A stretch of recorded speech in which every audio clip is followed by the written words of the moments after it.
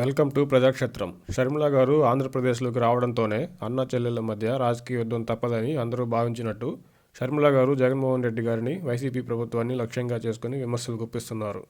జగనన్న పాలనకు, రాజన్న పాలనకు పొంతనే లేదని, వైఎస్ఆర్సీపీలో వైఎస్ఆర్ లేరని వైసీపీని ఇబ్బంది పెట్టే విధంగా మాట్లాడుతూ వస్తున్న షర్మిల గారు వైసీపీ మీడియా, సోషల్ మీడియా నుంచి వ్యక్తిగత దూషణలు, విమర్శలను ఎదుర్కొంటున్నారు. తాజాగా వైసీపీ మీడియాలో షర్మిల గారు తన భర్తతో కలిసి తాను ముఖ్యమంత్రి కావాలనే ఆశతో ప్రణబ్ ముఖర్జీ గారి వద్ద ప్రయత్నించిందని వచ్చిన వార్తలను షర్మిల గారు ఖండిస్తూ, వైసీపీ కోసం, జగనన్న కోసం 3,000 కిలోమీటర్లకు పైగా పాదయాత్ర చేశానని, తనకు ఎప్పుడూ పదవీకాంక్ష లేదని, వైసీపీ కోసం నిస్వార్థంగా పనిచేస్తే ముఖ్యమంత్రి అయ్యాక జగనన్న మారిపోయారని, ఇప్పుడు ఏకంగా తనపై వ్యక్తిగత దాడులు చేయిస్తున్నారని షర్మిల గారు ఆవేదన వ్యక్తం చేశారు. రాజకీయంగా ప్రత్యర్థులుగా మారిన అన్నా చెల్లెల మధ్య విమర్శలు, దూషణలను పక్కకు పెడితే తనపై వార్తలు రాస్తున్న సాక్షిలో జగనన్నకు ఎంత వాటా ఉందో తనకు కూడా అంతే వాటా ఉందని షర్మిల గారు చెప్పడంతో అన్నా చెల్లెళ్ల మధ్య ఆస్తి తగాదాలు ఉన్నాయనే ఆరోపణలకు బలం చేకూరినట్టయింది.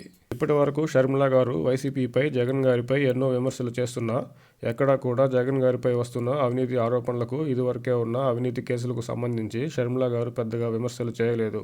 గతంలో జగన్ గారిపై ఉన్న అవినీతి కేసులు ఎఫ్ఐఆర్లో వైఎస్ఆర్ గారి పేరు చేర్చడం కాంగ్రెస్ అధిష్టానానికి తెలియకుండానే జరిగిందని, ఎఫ్ఐఆర్లో వైఎస్ఆర్ పేరుపై కాంగ్రెస్ అధిష్టానానికి క్లీన్ చీట్ ఇచ్చిన షర్మిల గారు అప్పట్లో కాంగ్రెస్, టీడీపీ పార్టీలు జగన్ గారిపై అక్రమంగా కేసులు పెట్టారని, అన్యాయంగా జగనన్నను జైల్లో పెట్టారని చెప్పిన షర్మిల గారు ఇప్పుడు కాంగ్రెస్లో చేరిన తర్వాత కూడా ఎక్కడా జగన్ గారిపై కాంగ్రెస్ హయాంలో పెట్టిన అవినీతి కేసులపై కానీ ఎక్కడా ఆమె పెదవి విప్పలేదు.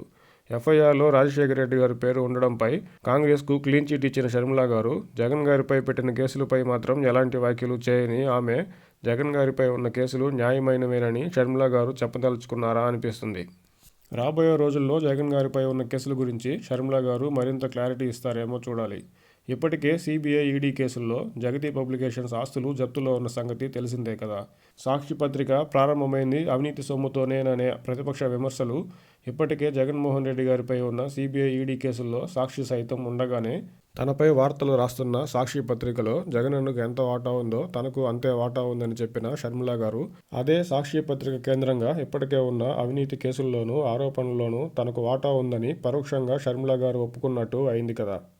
అందుకే కాబోలు ఇప్పటి వరకు షర్మిల గారు కాంగ్రెస్ హయాంలో జగన్ గారిపై నమోదు అయిన అవినీతి కేసుల గురించి మాట్లాడకుండా మౌనంగా ఉన్నారు.